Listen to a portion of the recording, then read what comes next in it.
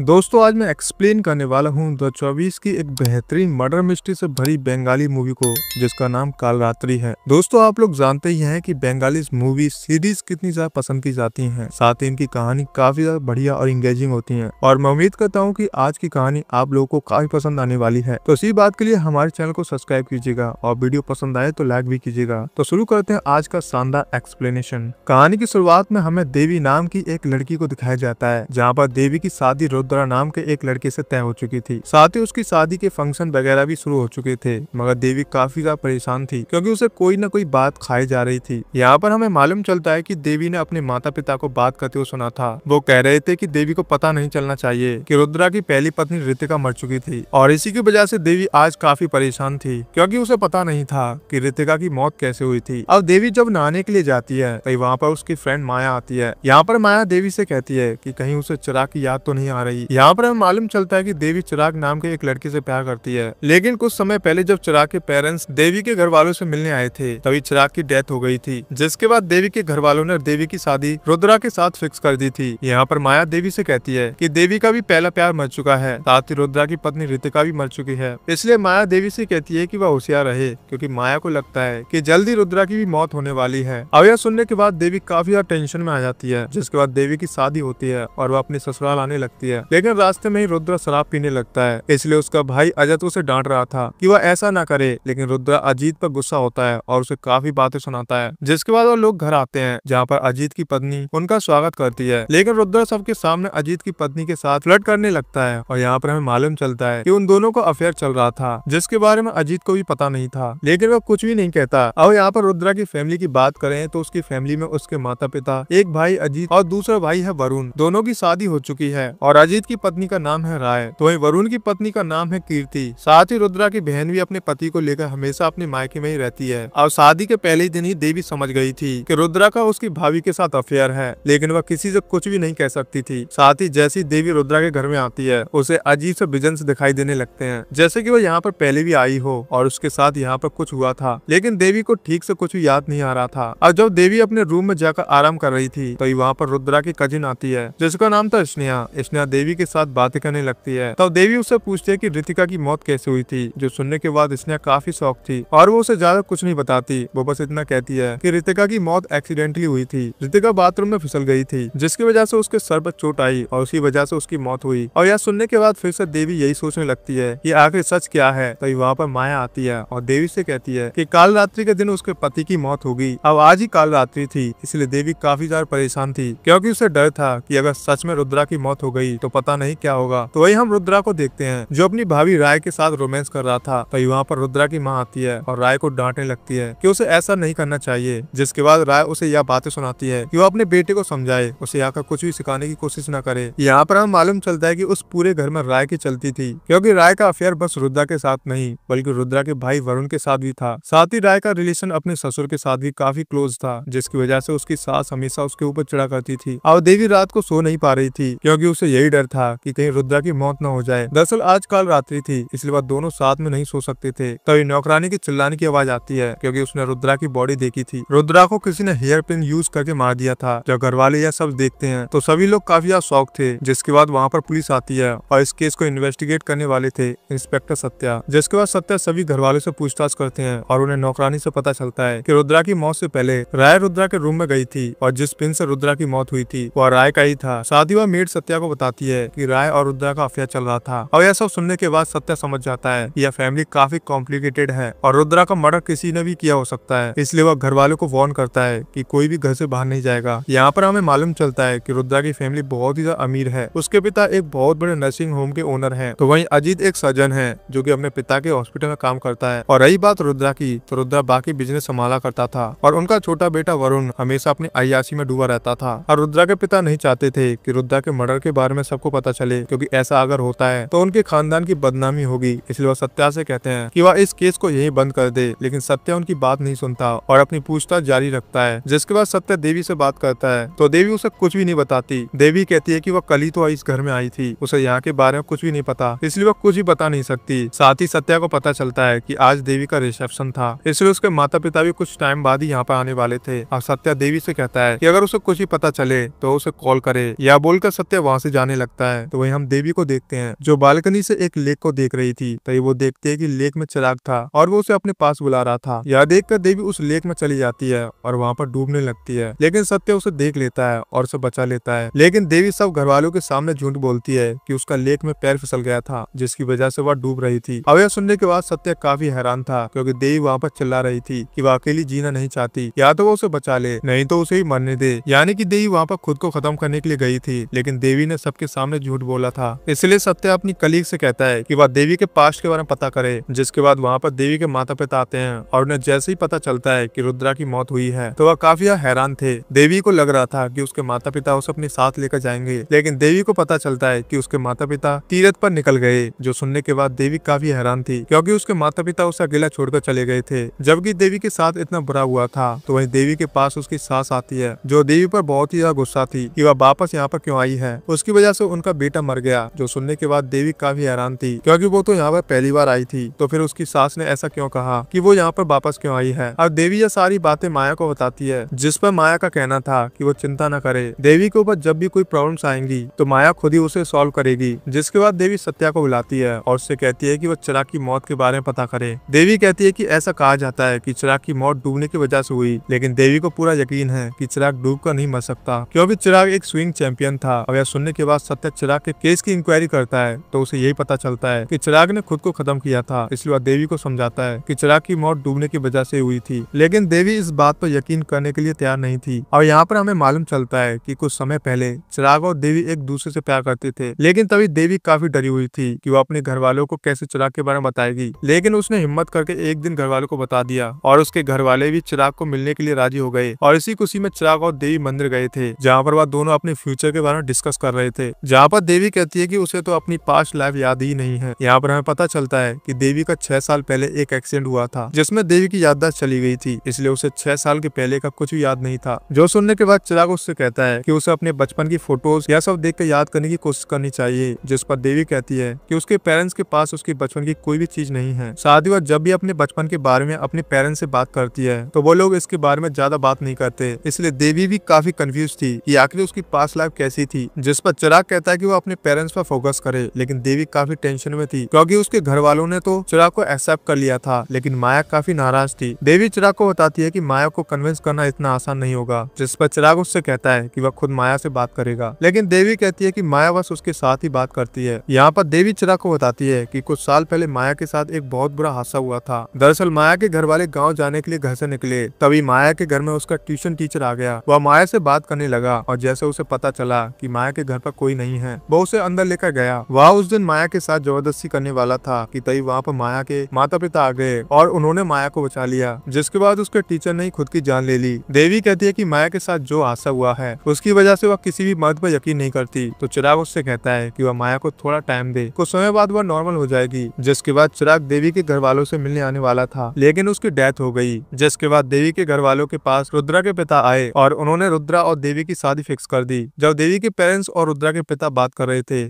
तो माया उनकी बातें सुन रही थी। जहाँ पर रुद्रा के पिता देवी के पेरेंट्स से कहते हैं कि वह देवी की शादी करवाना चाहते हैं अपने बेटे रुद्रा के साथ। वो कहते हैं कि रुद्रा की पहली पत्नी ऋतिका की डेथ हो गई है। उन्होंने रुद्रा की कुंडली दिखाई थी जिसमें पंडित जी ने कहा था कि रुद्रा की पहली 2 पत्नी की डेथ हो जाएगी, जिसके बाद रुद्रा अपनी तीसरी पत्नी के साथ खुश रहेगा। इसलिए वह चाहते थे कि देवी और रुद्रा की शादी हो जाए। और यह सुनने पर देवी की माँ टेंशन में आ जाती है क्योंकि अगर रुद्रा की दूसरी पत्नी की भी डेथ हो गई तो इसका मतलब यह है कि देवी की भी डेथ हो जाएगी। लेकिन रुद्रा के बाबा के सामने वह कुछ भी नहीं कह पाती और चुपचाप शादी की तैयारी करने लगती है। तो वहीं शादी का सारा खर्चा भी रुद्रा के पिता करने वाले थे। जिसके बाद कहानी प्रेजेंट में आती है जहाँ पर देवी यही सब सोच रही थी, तभी उसे फिर से चिराग दिखाई देता है जो उसे अपने पास बुला रहा था। तो वहीं हम कीर्ति को देखते हैं जो वरुण के करीब जाने की कोशिश कर रही थी, लेकिन वरुण उसे काफी बातें सुनाता है और उसे बहुत ही बुरा भला बोलता है, जिससे कीर्ति काफी अपसेट हो जाती है और राय के बारे में बुरा भला बोलने लगती है क्योंकि कीर्ति जानती थी कि वरुण और राय का अफेयर है और वह हमेशा राय के पास ही जाता रहता है और इसी वजह से कीर्ति काफी गुस्सा थी। यहाँ पर हमें मालूम चलता है कि राय पहले एक नर्स थी, लेकिन अब वो नर्सिंग होम की मैनेजिंग डायरेक्टर थी। कीर्ति कहती है कि वह अच्छे से जानती है कि राय को इतना सब कुछ कैसे मिला। जो सुनकर वरुण उसके ऊपर गुस्सा होता है और उसे थप्पड़ मारकर वहां से चला जाता है। तो वही हम सत्या को देखते हैं जो अपनी कलीग से कहता है कि वह घर की तलाशी ले, और जब वो लोग घर की तलाशी लेते हैं तो अजीत के रूम में उन्हें उसकी पैंट पर खून लगा हुआ मिल जाता है और वह खून रुद्रा का था, इसलिए अजीत को अरेस्ट किया जाता है। जिसके बाद सत्या जब अजीत से पूछताछ करता है तो अजीत उससे कहता है कि उसने रुद्रा को नहीं मारा।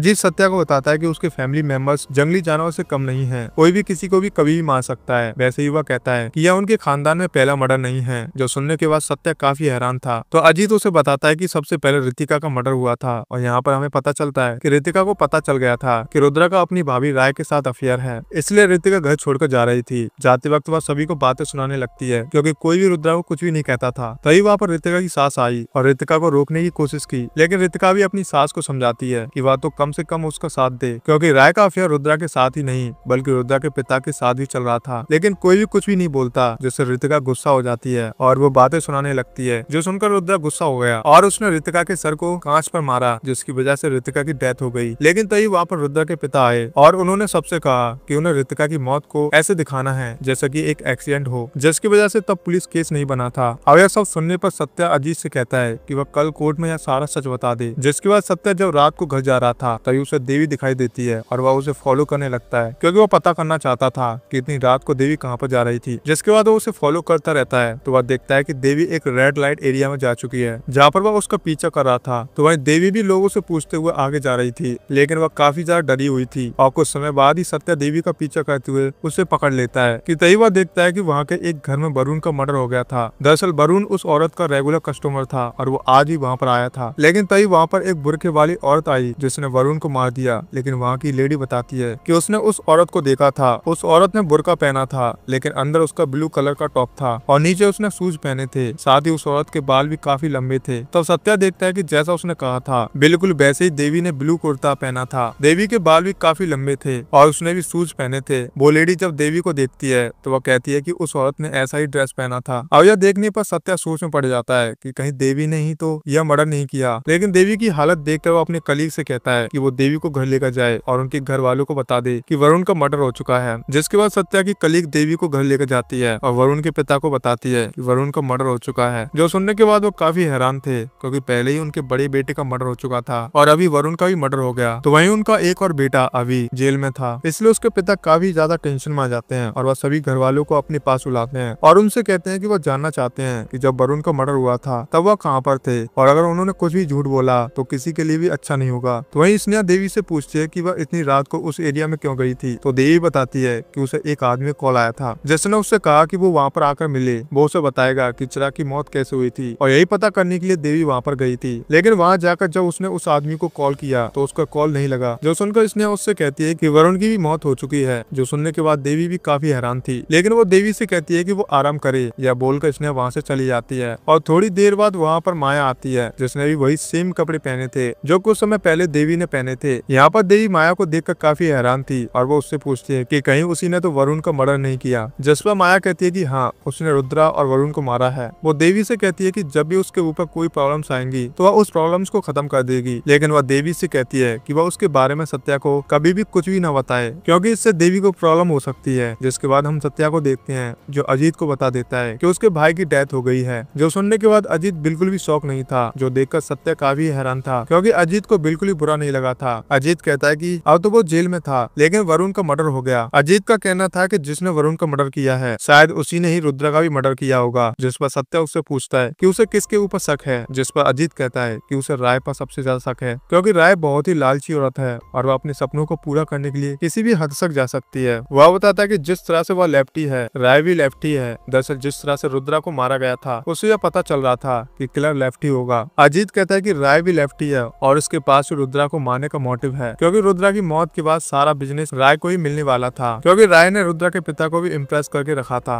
लेकिन अजीत कहता है कि उसे अपने पिता पर भी डाउट है, क्योंकि उन्हें भी यह बात अच्छी नहीं लगती थी कि राय का रिलेशन रुद्रा के साथ भी था और उसी वजह से वो रुद्रा को मार सकते हैं। साथ ही अजीत बताता है कि उसके पिता भी लेफ्टी हैं और यह सब सुनने पर सत्य समझ गया था कि यह स्टोरी कितनी ज्यादा कॉम्प्लिकेटेड है। तो अजीत कहता है कि उसे एक और पर भी शक है और वह है देवी। अजीत बताता है कि 6 साल पहले देवी उनके साथ उनके घर में रहती थी। जो सुनकर सत्य काफी हैरान था। अजीत बताता है कि देवी भी डॉक्टर थी, साथ ही देवी को दोनों हाथों से काम करना आता था और देवी के पास भी रुद्रा को मारने का मोटिव था। और यह सब सुनने के बाद सत्य काफी कंफ्यूज हो जाता है और वह देवी के पास आने के लिए निकलता है, क्योंकि वो बाकी का सच देवी से जानना चाहता था। तो वहीं हम देवी को देखते हैं जो काफी टेंशन में थी, क्योंकि माया उससे कहती है कि सत्य उसके पास आता ही होगा, क्योंकि वह देवी से पूछताछ करेगा। लेकिन माया उसे वार्न करती है कि वह उसके बारे में सत्या को कुछ भी न बताए। और इसी के साथ यहाँ पर सीजन 1 खत्म हो जाता है। तो मेरे हिसाब से देवी किलर है, क्योंकि देवी देवी जब भी माया के साथ बात करती है उनके आसपास कोई भी नहीं होता, साथ ही जब भी कोई आता है तो माया वहाँ से गायब हो जाती है। यानी कि शायद देवी बस माया को इमेजिन करती है। देवी और माया दोनों अलग नहीं